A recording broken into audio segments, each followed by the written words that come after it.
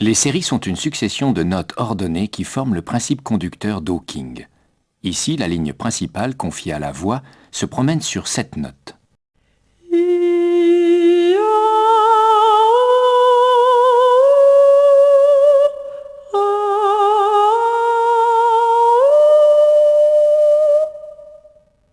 Ces 7 notes sont répétées 3 fois dans un ordre différent, chaque série étant imbriquée dans la précédente.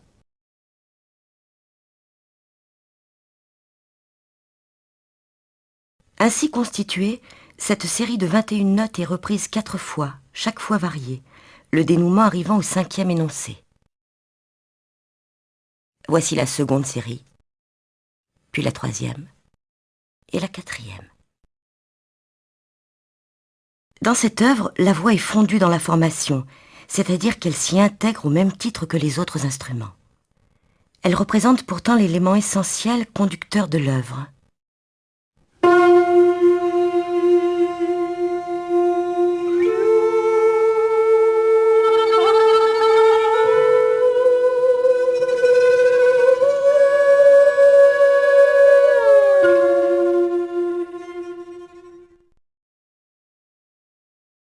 L'œuvre s'organise autour d'une lente gestation du texte, progressant depuis l'énoncé phonétique de ses voyelles jusqu'à sa formulation complète, Ô Martin Luther King.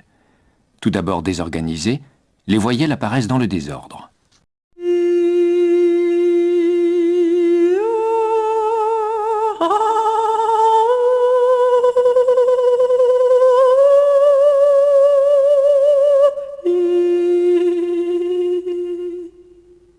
Elles s'ordonnent peu à peu.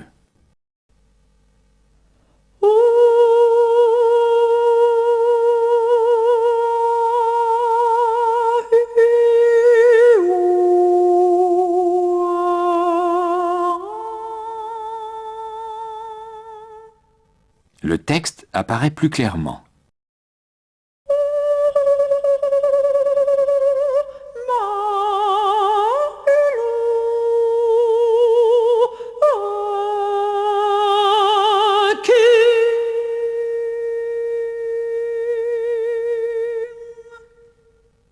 Enfin, totalement prononcé, le texte devient intelligible. C'est le dénouement de l'œuvre. On a à peine saisi le sens des mots que tout s'arrête.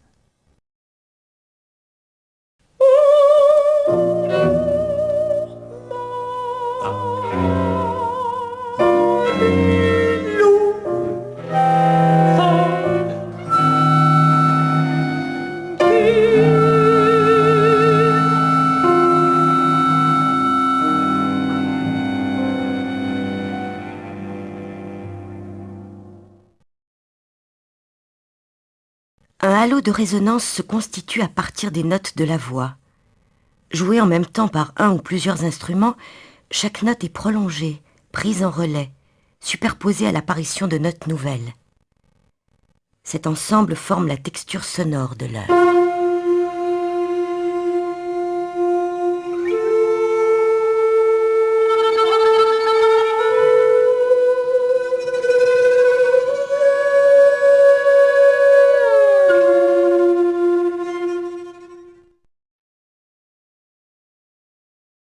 Le piano est exploité pour sa capacité de résonance. Il joue sans jamais étouffer les sons. Au début, il double la voix.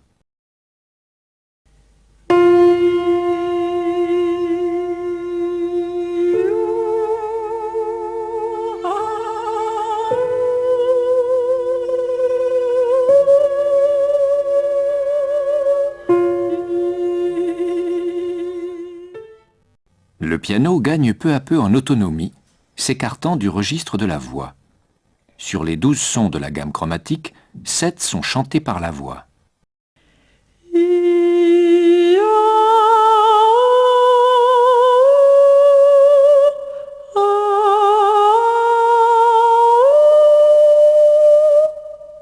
Les 5 autres sons étant complétés par le piano.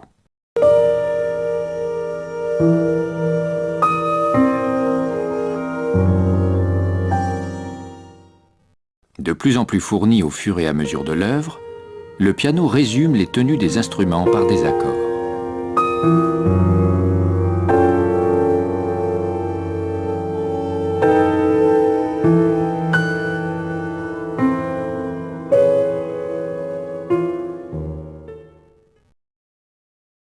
L'œuvre est jalonnée d'accents qui mettent en relief les notes de la série principale. Ils rythment le discours et mettent en lumière la structure interne enfouie et sans eux imperceptible. Toujours exécutés au piano très fortement, mais espacés de manière irrégulière, ces accents forment un relief accidenté. Ils alimentent la tension de l'œuvre, prenant par leur autorité une valeur dramatique. Les voici au tout début.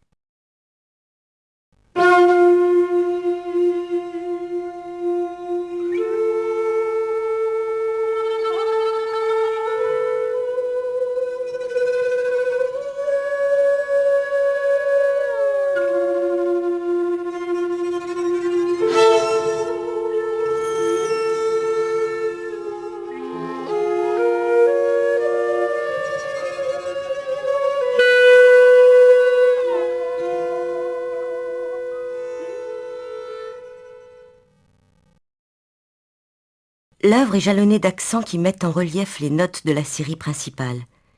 Ils rythment le discours et mettent en lumière la structure interne enfouie et sans eux imperceptible.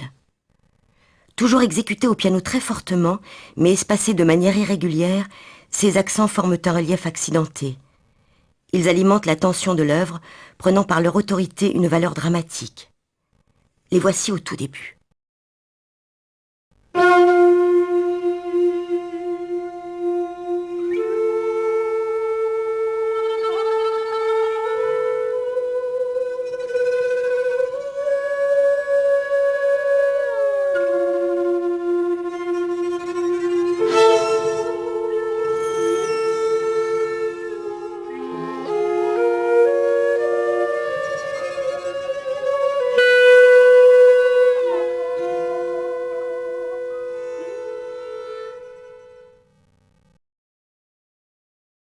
Exécutés au piano, les accents changent pourtant de couleur, simultanément joués par la flûte, la clarinette, le violon ou le violoncelle.